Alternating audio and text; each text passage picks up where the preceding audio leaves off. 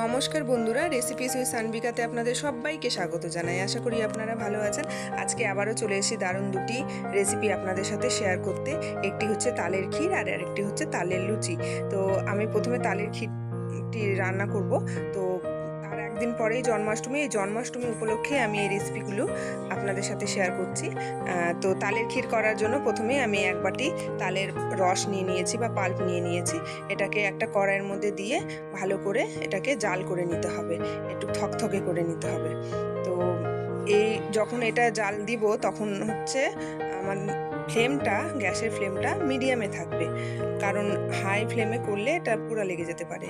তো তারপরে আমি দিয়ে দিচ্ছি এখানে এক বাটি মতো নারকেল কোড়া। আপনাদের যদি নারকেল কোড়া ভালো না লাগে আপনারা দেবেন না, আমার নারকেল কোড়াটা ভালো লাগে তালের ক্ষীরে, তাই আমি দিলাম। তারপরে দিয়ে দিচ্ছি এক বাটি মতো চিনি। এটাকেও ভালো করে মাখিয়ে নিতে হবে তালের রসের সাথে। ভালো করে এটাকে আস্তে আস্তে করে এটাকে খুন্তির সাহায্যে নেড়ে নেড়ে ড্রাই করে নিতে হবে। তারপরে একটা পাত্রে আমি হাফ লিটার মতো দুধ ভালো করে ঘন করে নিচ্ছি।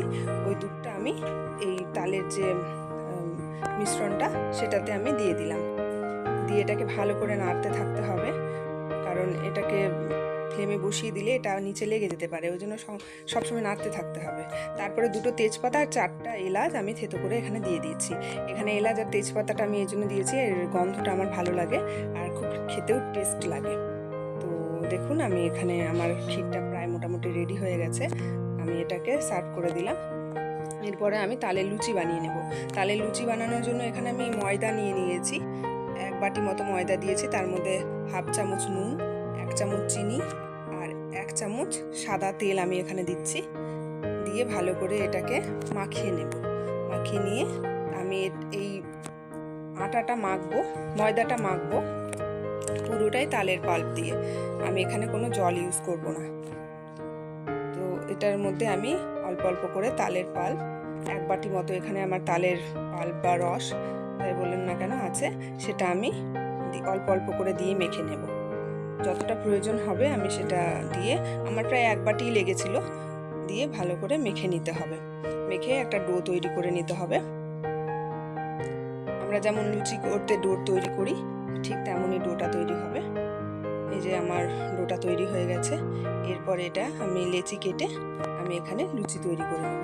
আমার ভিডিওগুলো যদি আপনাদের ভালো লাগে তো প্লিজ আপনারা একবার হলেও বাড়িতে ট্রাই করবেন এবং আমাকে কমেন্টে জানাবেন কেমন হয়েছিল। তাহলে আমার আরও ভালো লাগবে, আরও নতুন নতুন রেসিপি আপনাদের সাথে শেয়ার করতে পারবো।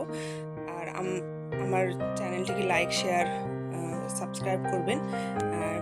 প্লিজ আমার চ্যানেলটিকে সাবস্ক্রাইব করে আমার পাশে থাকবেন, যাতে আমি আপনাদের সাথে আরও অনেক রেসিপি শেয়ার করতে পারি।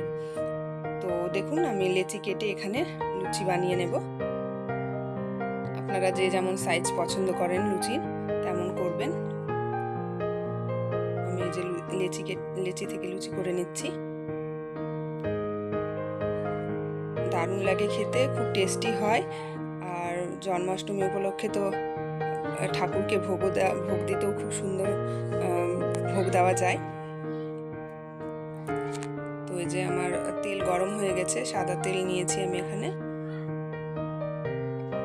আপনারা চাইলে এই তেলের মধ্যে 1 চামচ ঘিও দিতে পারেন, তাহলেও গন্ধটা খুব সুন্দর হয়।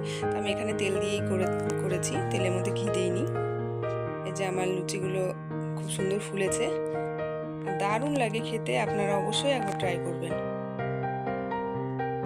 দেখুন আমার লুচিগুলো কি সুন্দর ফুলছে, দারুণ হয়েছিল। আপনারা অবশ্যই ট্রাই করবেন। একে একে করে এইভাবে করে সমস্ত লুচিগুলো ভেজে নিতে হবে।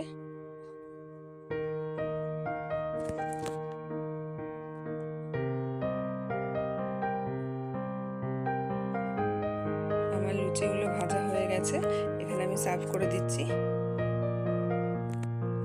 আমার রেসিপিগুলো হয়ে গেছে, দুটো রেসিপি এখানে আমি শেয়ার করলাম। আপনারা অবশ্যই বাড়িতে ট্রাই করবেন। আর আপনাদের সবার জন্মাষ্টমী খুব ভালো কাটুক।